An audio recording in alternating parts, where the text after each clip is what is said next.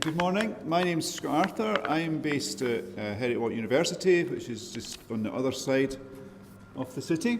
I'm here to speak about what we call the Blue Green City project, Blue Green Cities project, and this is its sort of longer Sunday name.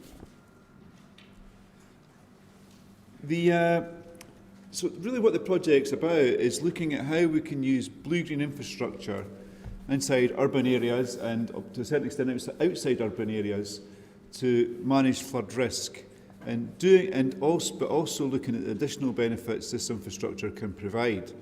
So that's thinking about water quality improvements where that's important, amenity to developments, ecology, habitat, and all these additional benefits that we're familiar with. The project as a whole, a number of university partners. The partners have changed over the duration because people move between universities.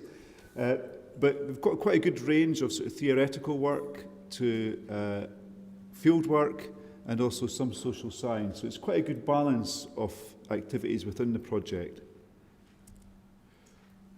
And really what my presentation is going to be this morning is give you some feel for the kind of activities we're undertaking and also give you a taste of what our results are so far. So this graphic here sums up the kind of things we're doing, looking at uncertainty, some inundation modelling, so it's sort of quite technical mathematical work there, looking at the movement of debris and sediment through blue green assets, stakeholder behaviours, systems approaches, which we heard a lot about in the last presentation, economic modelling, and overall how we value the multiple benefits of blue green infrastructure.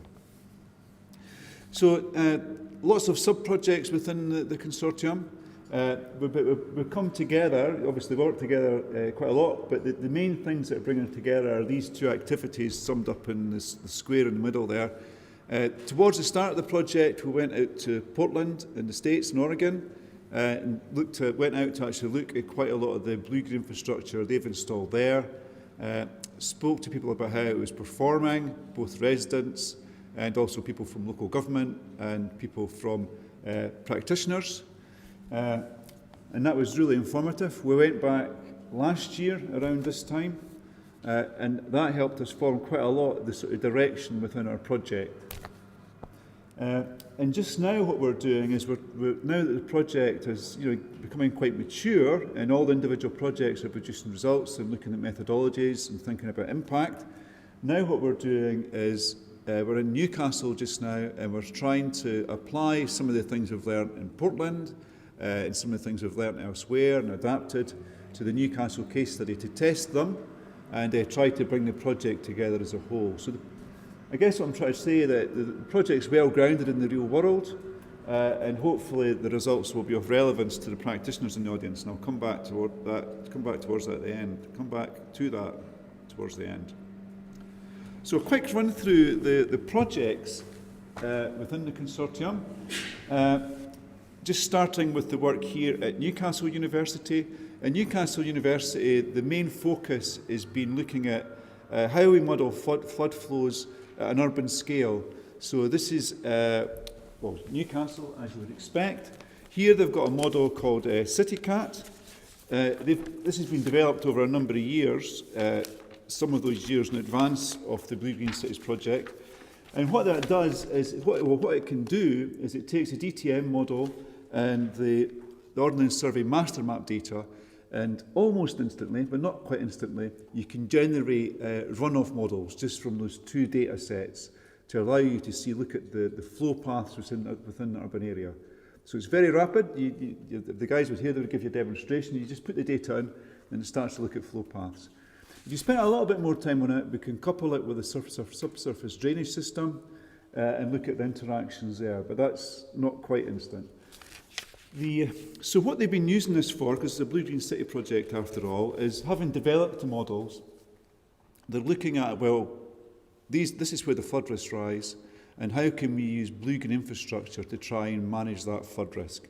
So the examples given here is looking at retrofitting permeable pavements, introducing green space, looking at things like rainwater butts in gardens to look at the impact that has at a very local level on the movement of flow and flood risks.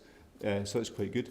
And coupled with that, and I'll come back to this later, there's also social science work looking at the public perception of those adaptations. So it's not just a technical project, it's also looking at the people perspective as well. So that's Newcastle. The people at Leeds, this work's largely based on work in Portland. What they've done, in Portland there's been some enhancements to the floodplain, so you've got a floodplain which has some recreational or amenity benefit, but during high flows it acts as a flood storage. What the people at Leeds University have been doing is building a model to look at how that floodplain interacts with the river itself, and specifically looking at the movement of sediments through the river channel and looking at how much of those sediments deposit in the floodplain. So some results from there. For this case study, it seems that there's more reduction in the flood peak for the larger return period events. The floodplain itself retains about 20 to 25% of the sediments, and most of the deposition occurs in the recession limb. The graph here in the bottom is quite interesting because it shows how in the build-up of multiple events, which is something we'll hear about in later presentations as well, the build-up over multiple events, you start to see the build-up of sediment on the floodplain. So that's the red line. So it looks kind of sawtooth because what you're seeing is at the start of the flood event, there's some erosion of those sediments, and then we get deposition after it. So what the message here is, yeah, there is accumulated sediments, but some of those sediments will move on downstream. And we'll come back to that in just a couple of slides in another case study. So this is some of the most impressive work in the Blue-Green Cities Consortium. It's work undertaken at Heriot University, so I'm slightly biased. And what we've done here is we've tagged sediments in the urban environment so that we can follow them as they move through the blue-green drainage network. And in this case, it's largely just a SuDS network, quite a well-defined one. So we've got tagged sediments that we put on rooftops, on car park surfaces, and on roads. And because all these sediments are individually tagged at the different surface levels, we're able to track over time, over a year, how these sediments move from the catchment surface and into the SuDS network. And I'll change the slide, this helps. And the key thing here is that we're able to look at the time scale over how the sediments are moving. And bear in mind, most of the pollutants are attached to the sediments through the SuDS network. And what we're finding, just like on the floodplain, but to a greater extent, is that SuDS are designed to capture these sediments and retain them. But what we're finding is for some of these sediments, they go into the SuDS device, they sit there, the next rainfall event erodes them, then they move on to the next SuDS device. And obviously, if this process continues, eventually they will just end up in the receiving watercourse. And that's not necessarily a good thing. So what we're trying to do with this is look at how we can think about the design of these SuDS devices to retain more of these sediments permanently rather than them just being temporary storage. And obviously this is quite important, means you've got, over the year we've looked at quite routine rainfall events because that's the kind of data we've got, it's all real world data. But where you have more extreme events, you would expect there to be more erosion of those sediments and more transport into the downstream watercourse.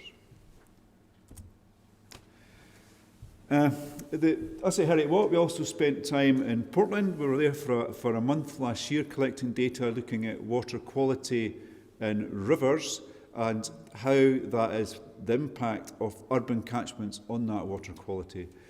So we spent quite a lot of time looking at the sediment quality, the pollutants and sediments adjacent to outfalls in the river, looking at them right next to the outfall, upstream and downstream. And the first phase of what we've done with analysis for this is we've tried to link the pollutant levels in the river around the outfall to the land use in the subcatchment connected to that outfall.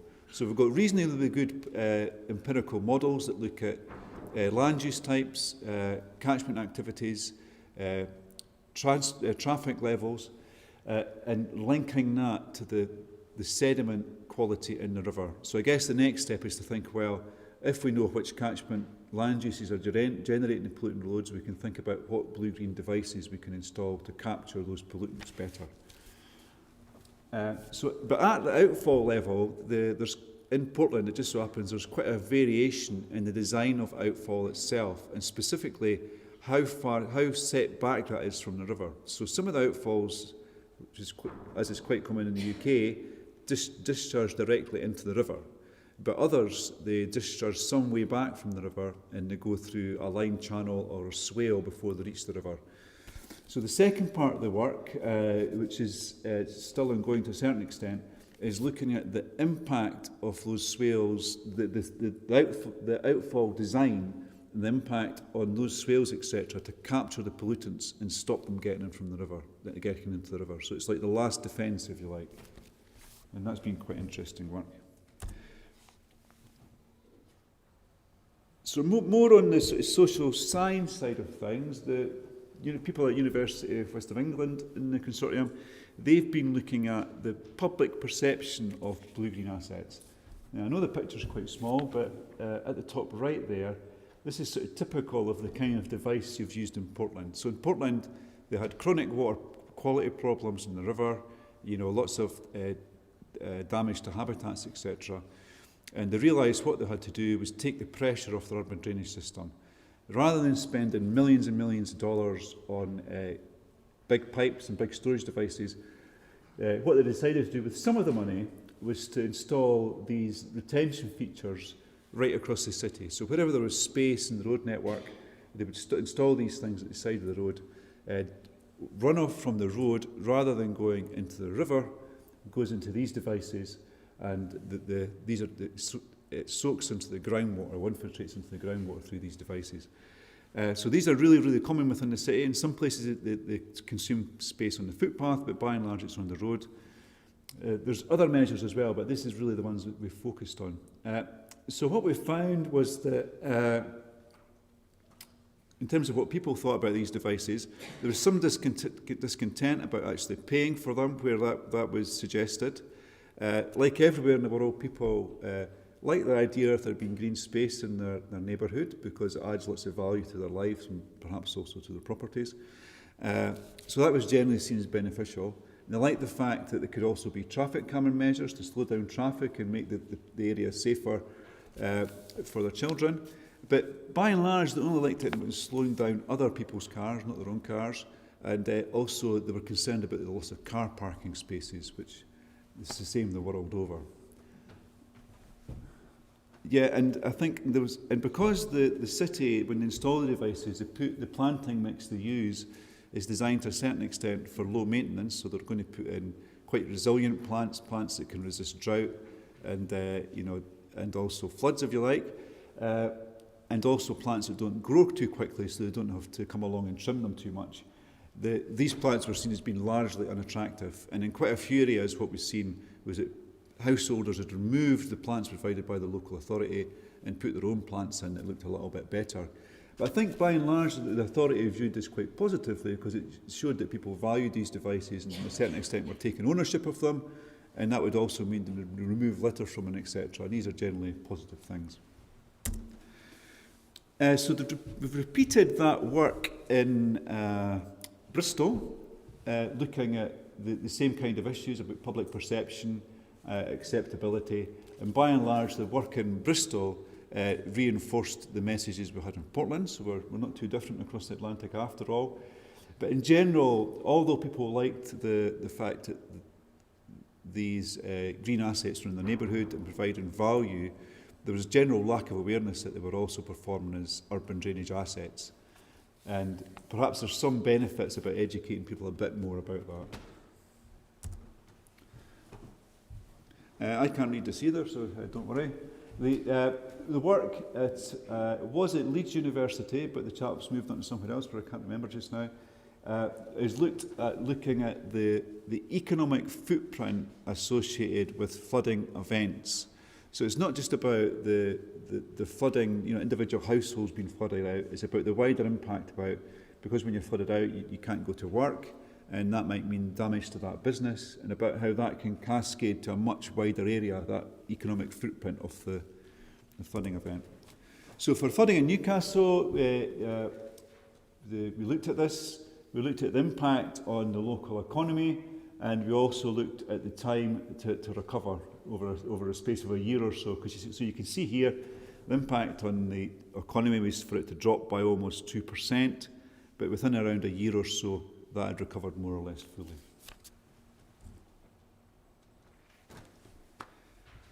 Work at Cambridge University is looking at how we evaluate the benefits of these blue-green assets and our flood risk interventions overall. So it's about GIS-based approach, looking at where the benefits lie and how we account for them. There's quite a lot on this slide. The key thing is, though, is when it came to evaluating benefits, what they found was that we have to look at the benefits within a context. So one of the case studies we used, it was about providing green assets along the side of a road to reduce flood risk. And that made absolute sense. So when we're talking about this around the table, we thought, yeah, this is going to be really beneficial to this community because they're going to have this little bit of green space outside their house. But we went out to actually visit the place. It was the greenest place you've ever seen in your life. There was trees everywhere. People had fantastically large gardens. And there was just so much green space that adding an extra few square metres of swale would have zero impact in terms of the extra green space within that community. So it's about putting those benefits into context at all levels. So they're building a GIS approach just now, looking at the different benefits from the blue-green assets and looking at everything from flood risk, habitat, recreation, reducing traffic noise, and also traffic levels and carbon sequestration. So they applied this in Portland quite successfully, and we've published based on that. And the next phase is just now they're applying it to Newcastle. Okay, and I think that just reinforces what I've just said. I've just stole more action, stole more thunder. So, last part, well, almost the last part. No, it doesn't. So the other thing we're really thinking about is uncertainty within the project. So going right through all the sub-projects, we're thinking about how uncertainty impacts on the results and also the guidance we give to people.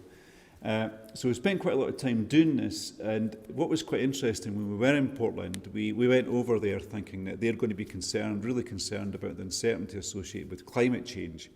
But it turned out they weren't remotely concerned about climate change, because what they were concerned about was how they were going to fund their local government unit that was in charge of putting these interventions in place. They were concerned about change of local government and change of national government. And compared to that, the uncertainty associated with climate change was a distant second. So we've kind of taken that philosophy, and in everything we do, we try to think, well, where does all the uncertainty lie? But we focus mostly on the uncertainties that dominate the situation. Lastly, we realised that the blue-green, we realised that the blue-green assets, where they're installed in communities and have to be installed by people. So we've spent quite a lot of time thinking about the kind of discussions we have to have with people, both people who live in the area and people who are charged with installing these devices and people who are in charge of actually constructing them, to understand what the needs of the community are and what the needs of the different stakeholders are in terms of delivering these projects. So we've done this using something called Learning Action Alliance, which was developed by Richard Ashley and John Blanksby at Sheffield University, where the focus is on really, rather than just consulting people right at the very start of the project and asking them what they think and producing bar charts and a little report, it's actually about keeping them involved throughout the duration of the project. So when it comes to making decisions, they're actually involved in a way that's quite positive in the decision-making process. It doesn't mean everybody always gets their own way, but it's actually keep in touch with them throughout the process. Right, so this is my penultimate slide. So this sums up all the results I've spoken about already. I don't intend to read these all out because I'm sure you'll remember what I've spoken about because you've been paying attention.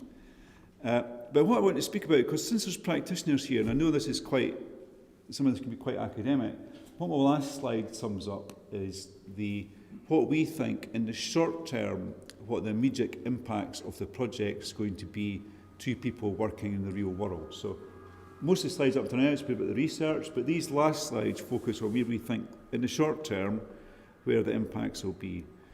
So I think we'll be offering real guidance on understanding where the uncertainties involved in planning and delivering blue-green infrastructure lie. We'll have really good data on what stakeholder preferences are generally, and also guidance about how at a local level you could think about what the issues might be.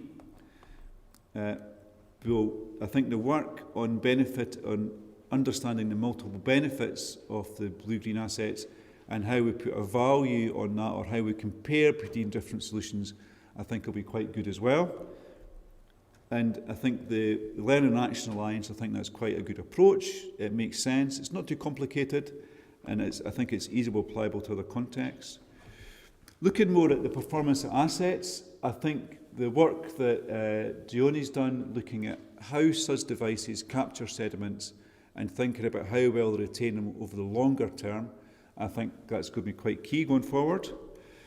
And also linked to that, I think there's quite useful data coming out for a number of different devices, looking at how sediments accumulate within those devices over time. And that's really important for people who are installing these devices and thinking about the maintenance of them, about over, where and when they should be spending money to remove the sediment. And lastly, we're also quite keen to look at this issue about better designing the outlets. Firstly, well, to a certain extent about them looking better, because sometimes they're absolutely horrendous, but also trying to use them as much as possible to be the last step in the treatment train before the water reaches the river, to try and sort of do some final polishing of the quality there. So these are what we think will be the short-term impacts in terms of people in the real world. And the aim is to package all these up, and they'll be published in a CityCAT manual for people to use. And I think that's quite a positive step. And that concludes my presentation.